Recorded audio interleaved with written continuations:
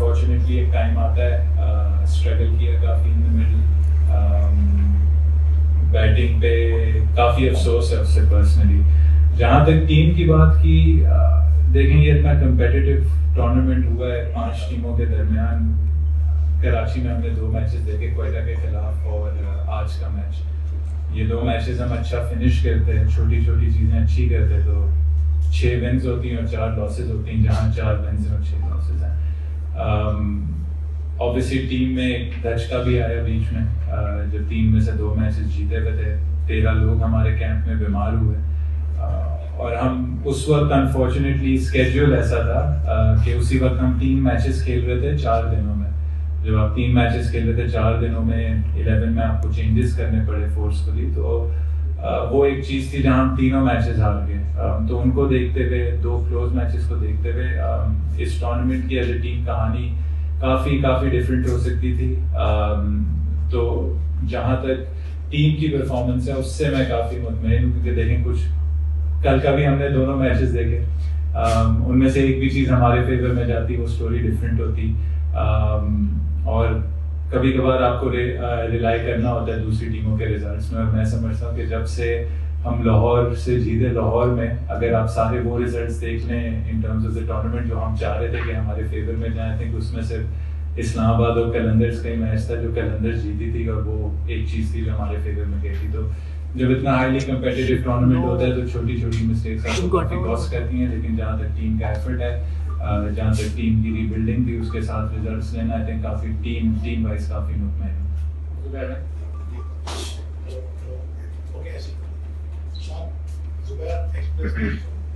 Question ये है कि आज के मैच की अगर बात करें, आखिरी बार पे कल जैसी सिचुएशन सामने आ रही थी, लेकिन वो हो नहीं सका, तो पहले उसके ऊपर थोड़ा सा बता दीजिएगा। और दूसरी चीज ये कि डू यू थिंक कि जाहिर है कि आप लोगों ने खेला, 10 मैच कंप्लीट हो गए, अब टीम का पोस्टमार्टम भी होगा क्या?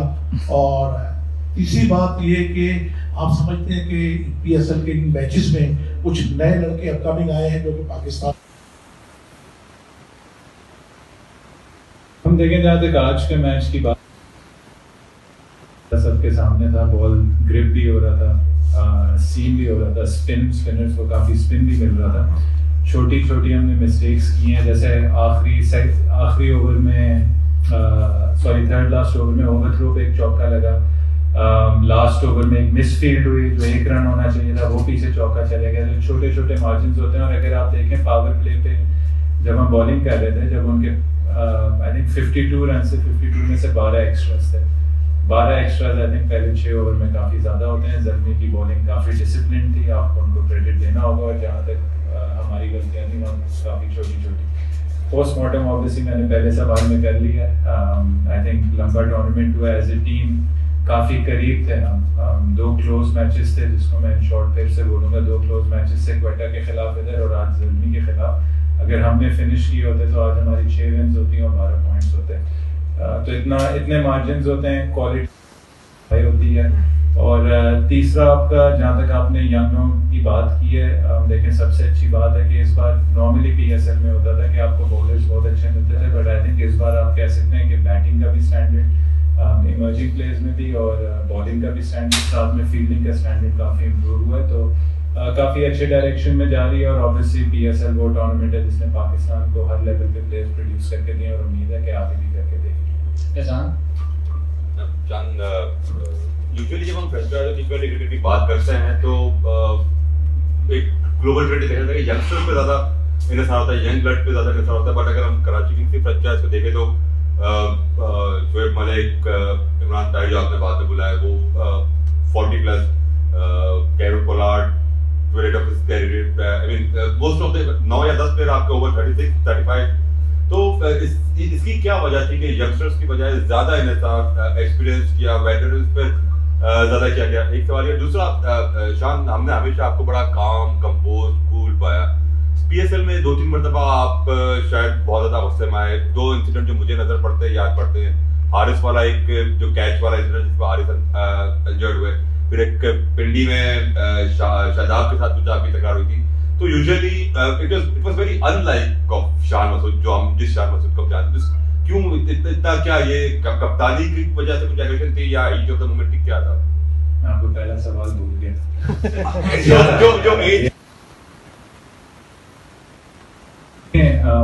जब आप टीम बनाते हैं उसमें रिटेंशंस होती हैं, रिटेंशंस के बाद ड्राफ्ट होता है, ड्राफ्ट के बाद आपके पास एडिशनल पिक्स होती हैं, कुछ रिप्लेसमेंट्स होती हैं। काफ़ी चेंजेस हुए थे कराची किंग्स में ओवर द लास्ट 2 years। आप देख लें स्पेशली इस ईयर काफ़ी जो लोकल कोर थी जो प्लेयर्स की वो चेंज हुई है, काफ़ी यंग लोग आए हैं। आई थिंक 4 इमर्जिंग प्लेयर्स हमारे स्क्वाड में थे। अरफात मिन्हास इस साल स्क्वाड में आया नया। तो हमने काफ़ी हमने चेंजेस किए हैं। आमिर खान इस साल आया, तो हमारे पास कोई 6-7 ऐसे प्लेयर्स हैं जो पहले PSL कभी उस तरीके से नहीं खेले हुए थे। तो आई थिंक उस वक्त उनको डालना वो भी इतना आसान काम नहीं होता, क्योंकि मैनेजमेंट भी नहीं थी, ऑब्वियसली कैप्टनसी भी नहीं थी। तो हमारी कोशिश ये थी कि किस तरीके से हम इन प्लेयर्स को भी आगे देख सकते हैं, किस तरीके से हम अपने रिजल्ट्स को भी देख सकते हैं, और इन प्लेयर्स की ग्रूमिंग कैसी होगी। ग्रूमिंग तब अच्छी होगी कि जब आप टॉप के एक्सपीरियंस प्लेयर्स के साथ खेलेंगे। तो शोएब मलिक हो गए, इमरान खान हो गए, कायरन पोलार्ड हो गए, इवन आप जेम्स विंस को आप देख लें, आई थिंक काफ़ी एक्सपीरियंस कैंपेनर हैं। इन लोगों का, हसन अली का एक बहुत, अनवर अली का बहुत बड़ा रोल रहा है इन टर्म्स ऑफ स्क्वाड को मेंटोर करना, यंग लड़कों को मेंटोर करना। तो हमेशा आप एक बैलेंस देखते हैं यूथ और एक्सपीरियंस में। और कुछ चीज़ें होती हैं जो आप कहते हैं of the field contributions, intangible contributions जो ऑफ फील्ड में नहीं नजर आती, वो ये होती हैं कि जो एक्सपीरियंस प्लेयर्स होते हैं वो किस तरीके से अपने यंगस्टर्स को साथ लेके चलते हैं।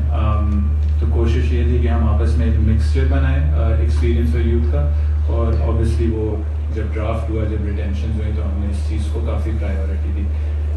देखिए आई थिंक सेकेंडली जो आपने बातें की हैं, ऑब्वियसली स्क्रीन पे कुछ चीज़ें नज़र आती हैं, बट वो ऑन द स्पॉट चीज़ें होती हैं, नी जर्क रिएक्शन होता है, उसमें लोग जजमेंट काफ़ी पास करते हैं कि गुस्सा आ गया, फलाना चीज़ हो गई। एक तो हर प्लेयर पैशनेट है, इसमें कप्तानी की बात नहीं है। आई थिंक मैं जिस भी टीम के लिए खेलूँगा, मैं क्या कहते हैं पूरा अपना एफर्ट दूंगा, पूरी जान दूंगा। कुछ मोमेंट्स होते हैं, इंसान है, इंसान कोई भी परफेक्ट नहीं होता, ब्लैक और वाइट नहीं होता कि ये ठंडा है ये गर्म है। आई थिंक हर इंसान में एक ग्रे एरिया है। कुछ उसकी क्वालिटीज़ होती हैं जो ज़्यादा कामनेस की तरफ पॉइंट करती हैं, कुछ उसकी वो क्वालिटीज़ होती हैं जो वो होती हैं। तो एक मिक्सचर होता है, एक बैलेंस होता है। और आई थिंक वहाँ जहाँ हारिस वाला इंसिडेंट हुआ था, उसमें मैं 4th अंपायर के पास गया था क्लैरिफिकेशन के लिए, और 4th अंपायर हमारे एंड से दूसरे एंड तक भाग गए थे। तो लोग समझ रहे थे कि मैं फील्ड पे जा रहा हूँ, मैं कोई चीज़ प्रोटेस्ट कर रहा हूँ, मैं कुछ प्रोटेस्ट नहीं कर रहा था। मैंने जो हाथ का इशारा भी किया था वो 4th अंपायर को किया था कि वो उस तरफ दौड़ पड़े थे, तो मैं उनके पीछे दौड़ तो नहीं पड़ सकता था, वो और बुरा लगता। तो आई थिंक इमोशंस में वो चीज़ थी। डिसीजन को रिस्पेक्ट किया, आउट था, थोड़ी क्लैरिफिकेशन चाह रहे थे कि उसने कैच कंप्लीट किया या नहीं। जहाँ तक शादाब का हुआ था, अगेन नो हार्ड फीलिंग्स, मेरे सबसे अच्छे दोस्तों में से शादाब आता है। बट उस वक्त मैंने रिव्यू लिया, तो रिव्यू इसलिए लिया था क्योंकि मुझे पता था आउट नहीं है। उसने वाइट बॉल दे दी थी, तो मैंने उससे पूछा अगर ट्राउजर को लगे और अल्ट्रा एज में ट्राउजर का निशान, मतलब वो स्पाइक है, कि आप वाइट वापस लोगे? उसने कहा वाइट वापस लूंगा, लेकिन जो रिव्यू है वो आपका ज़ाया हो जाएगा। तो मैंने बड़े हाफ हार्टेडली रिव्यू लिया। तो शादाब वहाँ से आए और कह रहे हैं कि टाइम ख़त्म हो गया। तो मैंने उससे कहा आप अंपायरिंग ना करें, आप अपनी जगह पे जाएं। तो वो इन द स्पिरिट, जब हम बिल्कुल फ्रेंडली खेल रहे हैं तब भी लोग बोलते हैं कि भाई बहुत ही दोस्ती यारी हो रही है, अंदर मिलके वो खेल रहे हैं। जब कोई गुस्सा दिखाता है तो वो कहते हैं कि यार ओवर हो गया। एक पैशनेट गेम है। आई थिंक फील्ड में होते हैं तो ऑब्वियसली आप अपनी टीम के लिए जो भी एज होता है वो गेन करने की कोशिश करते हैं, और इसमें कोई हार्ड फीलिंग्स नहीं है, कोई भी इसमें आप कह सकते हैं कोई इल फीलिंग किसी की तरफ नहीं। अच्छा शाम, आपने नवाज को प्लेटिनियम में पिक किया, पिछले साल हैदर अली को प्लेटिनियम में पिक किया था। ये दोनों प्लेयर्स ऐसे थे जिनको अपनी फ्रेंचाइज शायद रिटेन ना करती, उनको पाकिस्तान टीम में भी जगह नहीं थी। ये एक तो दो फैसले तो आपने आउट ऑफ फॉर्म होने के बावजूद उसको खिलाते रहे, और आज आपने अरफात मिन्हास को खिलाया तो उसने प्रूव कर दिया। इरफान नियाज़ी कैमियोस के बावजूद नीचे बैटिंग फटे साथों से करते रहे। तो ये थोड़े से ऐसे क्रिकेटिंग डिसीजन थे जो समझ नहीं आए किसी को। देखें, सबसे पहले जब भी आप कोई भी प्लैटिनम प्लेयर लेता है, आपकी कोशिश ये होती है कि उस प्लैटिनम प्लेयर को पूरा चांस दिया जाए। अनफॉर्चुनेटली वो स्टेप अप नहीं कर पाए, और जहां उन्होंने स्टेप अप नहीं किया after a certain number of games, हमने उस पर डिसीजन लिया। कभी भी इजी चीज़ नहीं होती, आप हमेशा स्टेप होते हो, आप कई जगह उनको बेनिफिट्स देते हो कि इस बंदे ने इन जगहों पर परफॉर्म किया जो हमने कोशिश की थी कि नवाज को रावलपिंडी में खिलाते हैं, वहाँ उनकी एज ए बैट्समैन भी अगर देखें तो हमेशा कोई ना कोई सोच होती है कि इसने कहीं ना कहीं परफॉर्म किया है, कुछ ना कुछ ये टीम को एज दे सकता है। लेकिन हर प्लेयर पे बुरा वक्त आता है, ये भी अंडरस्टैंड करना चाहिए। अरफात ज़रूर खेलें, आज उन्होंने बॉलिंग भी अच्छी की है, बट ऑब्वियसली कंडीशंस भी डिफरेंट थी, तो कंपैरिजन करना ज़रा सा इस चीज़ पे अनफेयर होगा। और देखें आउट ऑफ फॉर्म प्लेयर्स होते हैं और होते रहेंगे। कभी कभार एक मैच होता है, मैं आप लोगों को मिसाल दे सकता हूँ कॉलिन मनरो की के इवन कल तक उनके नंबर्स इतने अच्छे नहीं थे, हालांकि उन्होंने 2-3 बड़ी अच्छी इनिंग्स खेली थी। कल उन्होंने single handedly even with an injury Islamabad को जिताया। तो जब आप प्लैटिनम प्लेयर लेते हैं, आप कोशिश करते हैं उसको बैक करने की, और उस सीजन में आपको ट्रस्ट करना पड़ता है, बट अनफॉर्चुनेटली प्लेयर्स पे बुरा वक्त आता है और वो उस तरीके से परफॉर्म नहीं कर पाते। लास्ट क्वेश्चन शान मोहम्मद सुलेमान खान, डेली कसौटी। आज मैच से कबल एक आपके सोशल मीडिया पर एक पोस्टर आया हुआ जिसमें शुएब मलिक को और इरफान खान नियाजी को, जिन हिंस को नुमाया तौर पर डिस्प्ले पर रखा गया, लेकिन आप कहीं भी नजर नहीं आए दूर दूर।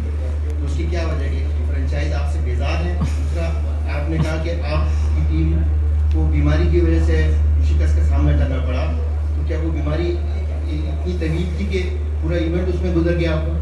पहले सवाल का जवाब मैं दे देता हूँ। बीइंग मीडिया मैन है, सोशल मीडिया है, और जो पोस्टर डिज़ाइन होता है उस तरह से डिज़ाइन होता है कि लास्ट मैच में जो परफॉर्मर्स होते हैं उनको हाईलाइट करते हैं। पिछले मैच में जो 3 परफॉर्मर्स होते हैं।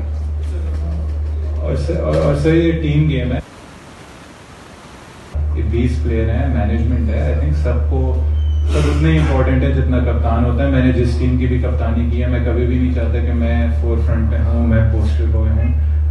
टीम गेम है, आपको अपने हर प्लेयर को उतना ही इम्पोर्टेंट फील कराना चाहिए, क्योंकि इसमें देखें किसी की परफॉर्मेंस अच्छी होती है, किसी की परफॉर्मेंस अच्छी नहीं होती, कोई खेलता है कोई नहीं खेलता, किसी को ज़्यादा मौके मिलते हैं, किसी को कम मौके मिलते हैं। तो आप कोशिश करते हैं कि एज ए टीम मैनेजमेंट आप सबको एक ही लेवल पे रखें। तो ये तो बहुत अच्छी बात है हमारी मैनेजमेंट की कि उन्होंने सबको वो किया। देखिए जहाँ तक आपने बात की बीमारी की, मैंने बिल्कुल इसको पूरे टूर्नामेंट पे उसमें यूज़ नहीं किया।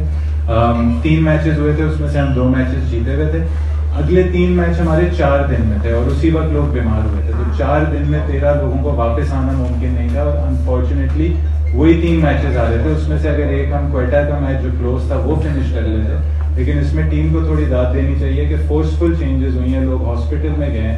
उसके बाद भी जब हम आए तो हम 3 में से 2 मैचेस जीते हैं आज से पहले।